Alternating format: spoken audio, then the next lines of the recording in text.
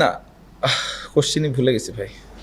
খুব important question, আশা করতেছিলাম যে এই প্রথম দিনের কোশ্চেনটা কেউ করবে। এটার ইমোশনটা এক্সপ্লেন করা মুশকিল। দেখেন, আপনার হাতে যখন কোয়ালিটি বোলিং অ্যাটাক থাকবে, ওই টাফ টাইমটা আমরাও এখন দিতে পারি বা দিতে পারছি আস্তে আস্তে। সো বাট একটা জিনিস আমি বলবো যে আগের টেস্ট ম্যাচগুলোর থেকে আস্তে আস্তে এখন ওই ইমোশনটাকে কন্ট্রোল করা, প্যানিক না করা, এই জিনিসটা একটু বেটার হয়েছে আমি বলবো। বাট এই জায়গাটাতে আরেকটু ইমপ্রুভমেন্টের দরকার আছে। বড় দলগুলো হয়তো আরও কাম থাকে, বাট এই জায়গাটাতে ইমপ্রুভ হয়েছে। সো এই জায়গা থেকে আমি খুশি ক্যাপ্টেন হিসেবে। আর ওভারঅল হ্যাঁ, 10 দিনের একটা টেস্ট ম্যাচ খেলতে পেরেছি দুইটা, এটা অবশ্যই একটা প্রাউডের ব্যাপার। কারণ নর্মালি আমরা এইভাবে আসলে 5 দিন করে ক্রিকেট খুব একটা খেলিনি অতীতে। সো এটা একটা ভালো ইমপ্রুভমেন্টের জায়গা। পুরা টিম হিসেবে খেলতে পেরেছি। প্রত্যেকটা প্লেয়ার যেভাবে হার্ডওয়ার্ক করেছে, ব্যাটসম্যান, বোলার, যারা ম্যাচ খেলার সুযোগ পায়নি, কোচিং স্টাফ, টিমে যারা হেল্প করার জন্য থাকেন, সবার আমার মনে হয় কন্ট্রিবিউশন ছিল এবং সবাই চাচ্ছিল যে আরেকবার আমরা এরকম একটা ভালো রেজাল্ট করতে পারি কিনা। সো ওভারঅল আমি অ্যাজ এ ক্যাপ্টেন খুবই প্রাউড ফিল করছি প্রত্যেকটা প্লেয়ারের এই ওয়ার্ক এথিক। অবশ্যই প্রত্যেকটা টেস্ট ম্যাচই দেখেন জিততে পারলে ভাল লাগে। তার মধ্যে যদি এরকম ডমিনেট করে এরকম কোয়ালিটি একটা টিমের এগেনস্টে যদি জিততে পারো, অবশ্যই এটা প্রাউডের ব্যাপার। এটার পেছনে অনেক পরিশ্রম ছিল। প্রত্যেকটা প্লেয়ার, আমি যেটা বললাম যে সবাই প্রিপারেশান নিয়েছে, কষ্ট করেছে এবং মাঠে গিয়ে টিমের জন্য খেলার চেষ্টা করেছে। কিছু প্লেয়ার ফেল করেছে, কিছু প্লেয়ার টিমের জন্য করতে পেরেছে। বাট আমাদের একটাই চিন্তা ছিল যে কিভাবে এই দুইটা ম্যাচ আমরা জিততে পারি। সো ওই জায়গাটা থেকে আমি বলবো যে সবার ওই কষ্টটা বিফলে যায়নি। এখান থেকে আমাদের সামনের দিকে আরও এগিয়ে যেতে হবে এবং আমি মনে করি যে আরও কিছু কিছু জায়গা আছে, যদি আমরা ফাইন টিউনিং করে ইমপ্রুভ করতে পারি তাহলে এই টিমটা আরেকটু বেটার অবস্থানে যাবে।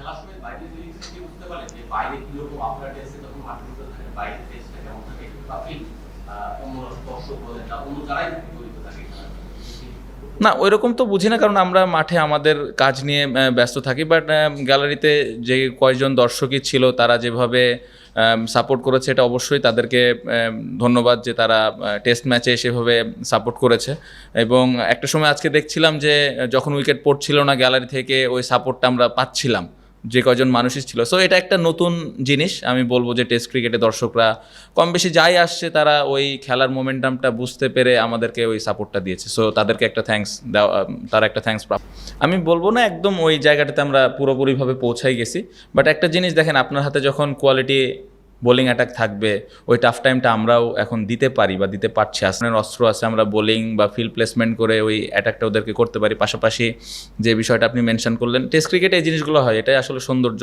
সো ওই জায়গাটাতে, ওই মোমেন্টগুলোতে যারা মেন্টালি জিতবে, আমার মনে হয় বোলিং ব্যাটিংয়েও তখন বাড়তি একটা সুবিধা বোলাররা পায়। সো এটা ভালো লেগেছে অ্যাজ এ ক্যাপ্টেন, যখন দেখি যে মাঠে ওই টাফ টাইমটাও আমরা দিতে পারছি, এটা অবশ্যই একটা ভালো লাগার বিষয়। প্রথমটা কি ছিল?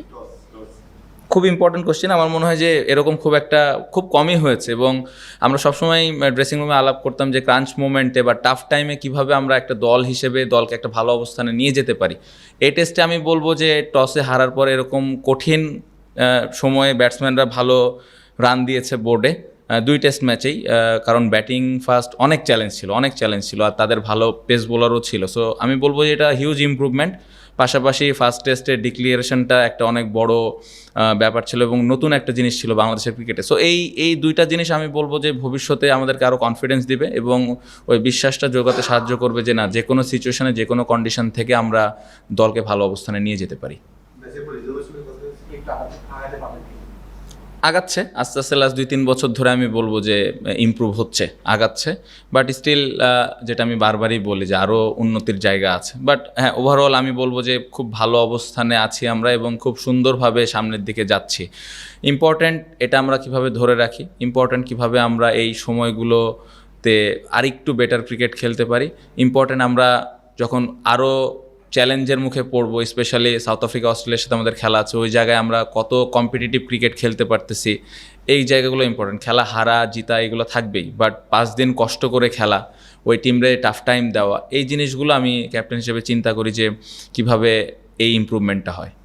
না, তার নতুন বল আসার আগে দেখবেন যে আমি খুব ইন আউট ফিল্ড প্লেসমেন্ট করেছিলাম, কারণ বলের কন্ডিশনটা খুবই খারাপ ছিল এবং ওরা ভালো ব্যাটিংও করছিল, এরকম হেল্প আমরা আসলে পাচ্ছিলাম না। সো আমরা অপেক্ষা করছিলাম যে এই সময়টাতে রানটা যেন বেশি না হয়। নতুন বল আসলে জানি যে নতুন বলে ব্যাটিং করাটা কঠিন হবে, কারণ আমাদের যে কোয়ালিটি স্পিনার এবং পেস বোলার আছে আমরা হয়তো ওদেরকে আবার টাফ টাইমটা দিতে পারবো। সো তাইজুল ভাই অতীতে অনেকবার এরকম নতুন বলে বোলিং করেছে এবং তাইজুল ভাইয়ের যে স্কিল আছে, যে ধরনের উনি বোলিং করে থাকেন, নতুন বলে ব্যাটসম্যানের জন্য অনেক চ্যালেঞ্জ থাকে সেট ব্যাটসম্যানের ক্ষেত্রেও। সো ওই সুযোগটাই আমি নেওয়ার চেষ্টা করেছিলাম এবং আলহামদুলিল্লাহ তাইজুল ভাইটা টিমের জন্য ডেলিভার করতে পেরেছে। আউটস্ট্যান্ডিং, আমার মনে হয় এটা নিয়ে সবসময় আমরা অনেক বেশি স্ট্রাগল করেছি একটা সময়, বাট এই সিরিজে আমি বলবো তাইজুল ভাই, শরীফুল, তাসকিন ভাই, ইভেন রানা 27 বল খেলেছে প্রথম টেস্টে একটা ইনিংসে। সো হিউজ ইমপ্রুভমেন্ট, এবং আমি বলবো যে এই জায়গাটাতে তাদের যে ব্যাটিংয়ের অ্যাবিলিটি আছে, তারা যদি এই জায়গাটাতে কষ্ট করতে থাকে আরও দলকে ভালো একটা অবস্থান দিতে পারবে। এনজয় করছি, অবশ্যই এনজয় করছি।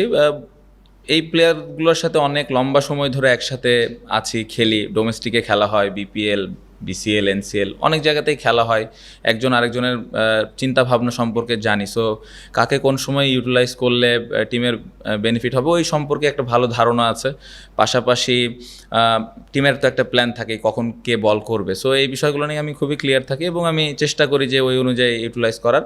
বাট কাজটা আসলে বোলাররাই করে, আমি জাস্ট বলটা হাতে তুলে দিই, ক্রেডিটটা আমার মনে হয় বোলারদেরই।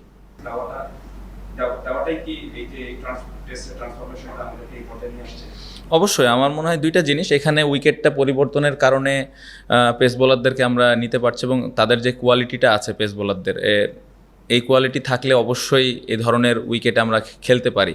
স্পিনারদের আমি একদমই অবহেলা করতে চাই না, কারণ আমি একটু আগে যেটা বললাম যে নতুন বলে স্টিল আমরা হয়তো কিছু রান লিক করে ফেলি, বাট এগেন আপনি দেখবেন স্পিনাররা এই ভালো উইকেটের মধ্যে এসে ওই রানটা কন্টেন্ট করা, উইকেটটা নেওয়া, মিরাজের ফার্স্ট টেস্টের 5 উইকেট, দেন তাইজুল ভাইয়ের এই ম্যাচে রান এক পাশ থেকে কন্টেন্ট করা খুব ইম্পর্টেন্ট ছিল। সো ওভারঅল আমি বলবো যে পেস বোলাররা নতুন বলে ভালো বল করছে বা মিডল ওভারে ভালো বল করছে, স্পিনাররা হেল্প করছে এরকম কন্ডিশনে। ফিউচারে দেখা যাবে কোনো দিন হয়তো আমরা স্পিন উইকেট আবার খেলবো অপোনেন্টের স্ট্রেংথ অনুযায়ী, তখন আবার হয়তো পেস বোলাররা এই দায়িত্বটা নেবে যে এক সাইড থেকে আমি কীভাবে রান কন্টেন্ট করবো। সো আমার মনে হয় খুব ভালো কম্বিনেশনের দিক দিয়ে আমরা যাচ্ছি এবং ভবিষ্যতে আপনি যেটা বলেন অস্ট্রেলিয়া, সাউথ আফ্রিকাতে যখন আমরা খেলবো ইউনিভার্ন, ওখানে আমরা 4 পেস বোলারও খেলাতে পারি।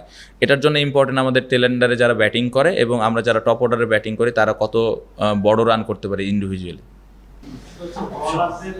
আচ্ছা, বলার, হ্যাঁ, আপনি যখন আপনার কাছে যখন 5টা বোলার থাকবে তখন তো অপশন থাকেই। একটা জিনিস মানে টেস্ট ম্যাচ জিততে হলে আপনার 5টা বলার লাগবে, এটা আমি বিশ্বাস করি। 20 উইকেট নিতে হলে আপনার বোলিং অপশন থাকতেই হবে। সো ওই চ্যালেঞ্জটা আমরা নিয়েছি, অতীতে এরকম খুব একটা সাহস আমরা করতাম না। এটার পেছনে আমি বলবো ব্যাটসম্যানদের একটা বড় ক্রেডিট আছে। ব্যাটসম্যানরা লম্বা রান করছে, বড় রান করছে। আমরা এই সিরিজ শুরু হওয়ার আগে একটা কথা বলেছিলাম যে ফার্স্ট ইনিংসের ব্যাটিংটা খুব ইম্পর্টেন্ট। বোর্ডে যখন 350, 400, 450 রান থাকবে তখন ওই বোলারদের ওই কুশনটা থাকে যে তারা মন খুলে বল করবে। সো 5টা বোলার, 6টা জেনুইন ব্যাটসম্যান, সাথে একটা অলরাউন্ডার, এ ধরনের চ্যালেঞ্জ এখন আমরা নিতে চাচ্ছি, কারণ আমরা এই দলটাকে ওপরের দিকে নিয়ে যেতে চাই। সো ব্যাটসম্যানরা ওই রেসপন্সিবিলিটিস নেওয়ার কারণে বোলারদেরকে ওই কুশনটা আমরা দিতে পারতেছি। মেসেজ আসলে সিচুয়েশানটা যেরকম ছিল, আমরা আসলে রানটা কত হলে আমরা একটা ভালো পজিশনে যেতে পারি, আমরা আসলে ওখানে senior player, one of the most senior player batting করতেছিলেন মুশফিক ভাই, উনি কি চিন্তা করতেছেন, এই বিষয়টাগুলো নিয়ে আমরা কমিউনিকেট করতেছিলাম, যেটা আসলে আমাদের টিমের জন্য ভালো হয়। খুব ইম্পর্টেন্ট কোশ্চেন, আশা করতেছিলাম যে এই প্রথম দিনের কোশ্চেনটা কেউ করবে। আমার মনে হয় লিটন আউটস্ট্যান্ডিং, মানে এটা আসলে টিমের জন্য খেলা আসলে যাকে বলে, আমি বলবো যে ওর ওয়ান অফ দ্য বেস্ট 100 আমি মনে করি।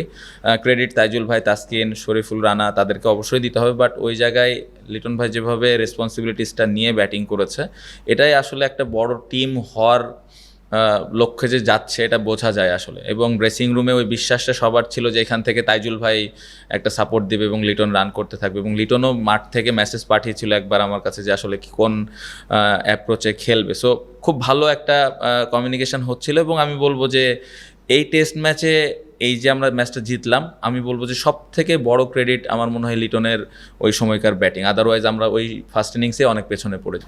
আমরা টেস্ট ম্যাচ খেলতে চাই আসলে, আমরা প্রত্যেকটা দলের সাথে খেলতে চাই। আমার মনে হয় যে এখন অস্ট্রেলিয়া, ইংল্যান্ড, ইন্ডিয়া এই টিমগুলোর সাথেও আমরা বেশি বেশি টেস্ট খেলতে চাই, হোম অ্যান্ড অ্যাওয়ে বোথ। কারণ আমি যেটা বললাম যে আমরা যখন ম্যাচ খেলার সুযোগ পাবো, ওই নতুন এক্সপিরিয়েন্সগুলো আমাদের যখন হবে, তখনই টিম আস্তে আস্তে বিল্ড করবে। আদারওয়াইজ একই দলের সাথে বারবার খেলা, একই কন্ডিশনে খেলা, এটাতে আসলে টিম বিল্ড করাটা কঠিন। সো আশা তো থাকবে যে আইসিসি আমাদের বেশি বেশি সব দলের সাথে টেস্ট ম্যাচ দিবেন। এখন আমরা বেশি ম্যাচ খেলার সুযোগ পাচ্ছি, এটা একটা পজিটিভ দিক। বাট অস্ট্রেলিয়া, ইংল্যান্ড, ইন্ডিয়া, ওনাদের সাথেও যদি আমরা আরও বেটার বেশি ম্যাচ খেলতে পারি, অবশ্যই এটা আরও ভালো হবে আমাদের দলের জন্য।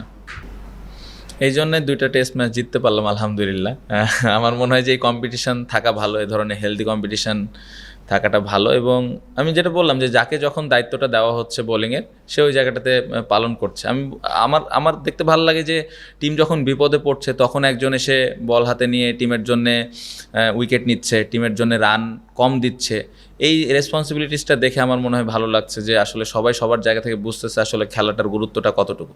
সো আশা করব যে অনেক বেশি এক্সাইটেড আমরা না হয়ে যাই, আবার সামনের টেস্ট আসার আগে সুন্দরভাবে প্রিপারেশান নিই, যেই ভুলগুলো ছিল ওইগুলো ঠিক করে, এবং এই হেলদি কম্পিটিশনটা যেন আমাদের চলতেই থাকে। না, এতটুকু বলতে পারি, অন্যভাবে ব্যাখ্যা করার কিছু নয়। ওখানে নেগেটিভ কোনো কিছুই ছিল না, একদমই নেগেটিভ কিছু ছিল না। বাট এই জিনিসটা আমি না বলি, বাট একদমই নাথিং সিরিয়াস, যে না মানে একদম সিরিয়াস কোনো বিষয় না। এটা একটা খুবই ফানি একটা বিষয় ছিল, এতটুকু আমি বলতে পারি কেন উনি এটা করেছেন। But nothing serious, nothing to worry.